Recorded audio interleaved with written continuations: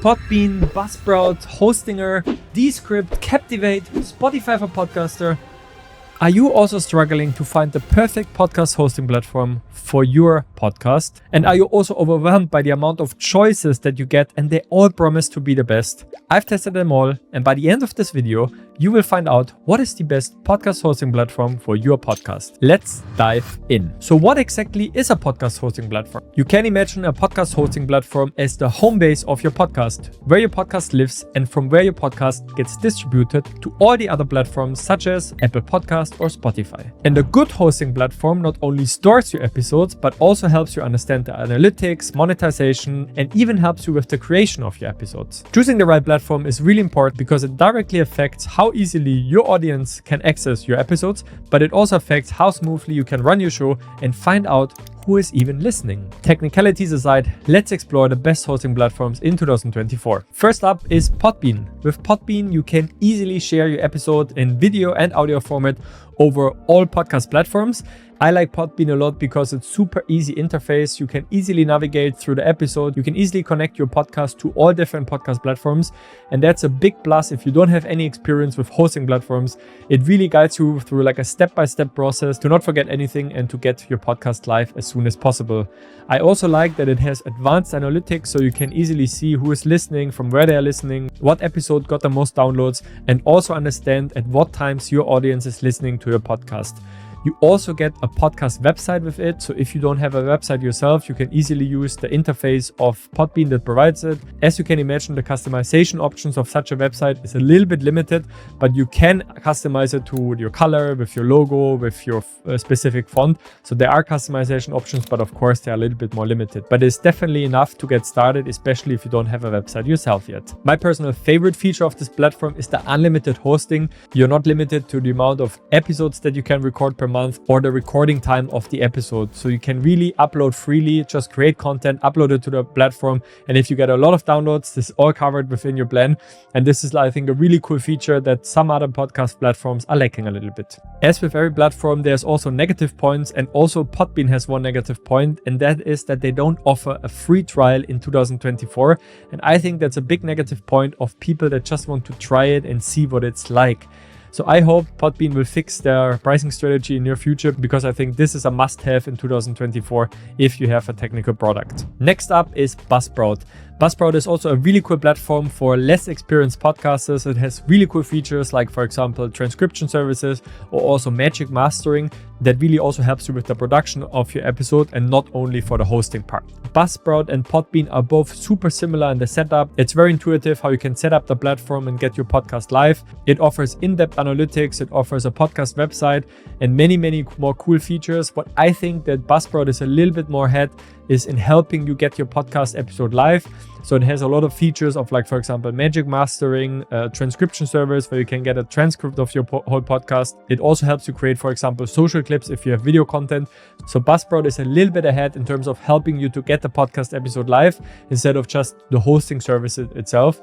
And I think it's a very good option, especially if you're a less experienced podcaster. The biggest con of Buzzsprout is definitely the pricing strategy. You have to choose a package based on upload hours. And I think that can be very confusing. For example, if your episodes are very long or if you upload frequently, and especially in the beginning, you don't know how many hours can I upload? Do I upload? Do I want to upload? And I think sometimes that can be very confusing in the beginning to estimate, is it going to be 5 hours uploads every month? Is it going to be 10 hours? Is it going to be 15 hours? How many hours do I even need? And I think that's a big negative point for Buzzsprout. So if they would change their pricing strategy, I think it would be much easier for people just to get in and have, for example, unlimited hosting like we have, for example, on the Podbean platform. The next platform that I want to highlight is Captivate, and I think Captivate is the first platform that was founded by an indie podcaster. So I think it's the first platform that really takes care of like the pain points of the podcasters themselves. And they have a lot of features that other platforms don't have, but it also comes with a price. Captivate offers no limitations, where you have unlimited podcasting, unlimited downloads, and unlimited team members. So you can add your friends, you can add your family, or you can add your team.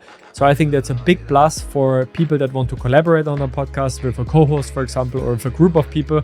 So you can really indulge into like, let's share one account, which none of the podcast platforms offer so far. Most of the time you have to buy new seats if you want to add team members to the platform. and that's of course expensive in the beginning. It also has really cool monetization opportunities. For example, you can do like a members only podcast, so it's a little bit similar to Substack. So it also tries to kind of like micro monetize certain episodes or micro monetize different parts of your podcast.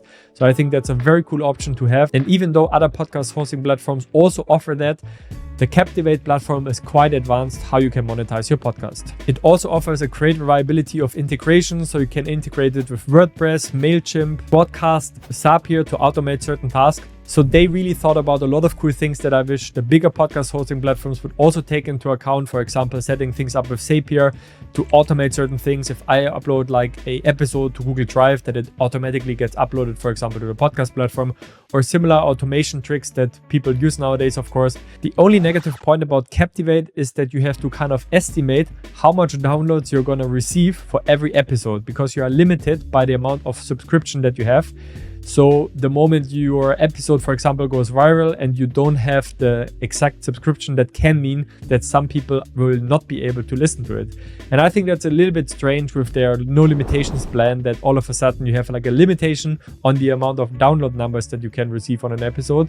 And I hope in future they will fix that last point to really make the podcast platform perfect, because having no limitations and all of a sudden having a limitation on downloads makes it a little bit difficult to choose for this platform. The last platform that I want to highlight today is Spotify for podcasters. It's a platform from Spotify itself where you can upload and manage your podcast. And currently this platform is completely for free. So their mission is to make podcasting accessible to everyone at no cost. And I think it's an honorable mission, but I'm not trusting it too much, because in the end you commit to one platform. So you commit kind of to Spotify. And even though that your podcasts show up also on the other platforms, you have to be a little bit careful, but I'm going to go into more detail in a bit. Let's first look at the positive things, and different to all the other podcast platforms, I think it offers even more analytics than the other podcast platforms. So you can really segment on the different ages, you can segment on different genders, you can segment on the location a little bit better. So I think the overall analytics is much more detailed than in the other podcast platforms. It offers sponsorship, but currently it's only available for US users only. So that makes it also a little bit less suitable for people outside of the US. Another big plus is that you can easily upload your video. It's currently completely for free. Video podcasting in a lot of platforms costs you extra. So I think that's a nice little advantage over some other podcast platforms. And as we know, with kind of algorithms, with links, with kind of direct connections, you have to watch out and have to be careful, because what happens if Apple Podcast decides that the API from Spotify will be blocked and all podcasts that are hosted on Spotify will not be shown on Apple Podcast. And I mean, right now it's not the case. You can connect your Spotify podcast also to Apple Podcast. And if you upload your episode on Spotify for podcasters, it will also appear on Apple Podcast. But who knows how this war of platforms will end, right? So I would not commit myself too much to one platform. So I like to be neutral. So that's, I think, why Captivate, Podbean or Buzzsprout are excellent choices, because they are neutral. They are not connected to any platform, and they just have their own podcast platform where they can offer you many, many features that you also have. But of course, it comes a little bit with a price. Don't hesitate also to take advantage of the different podcast hosting platforms and the different trials. I know that Podbean does not offer a free trial, but I have an affiliate link. So if you want to use it, so you can get 1 month for free. And then you can also cancel within this time. So if you're interested in working together with Podbean, you can see a link below. And for all the other platforms, they're also linked in the show notes. I hope this was a helpful video for you. And if you like this video, don't forget to hit the subscribe button and don't forget to hit the like button and comment below if you have any questions. I'm more than happy to answer everything about podcast hosting platforms or about anything else that concerns podcasting, content, and creativity. And until then, happy podcasting.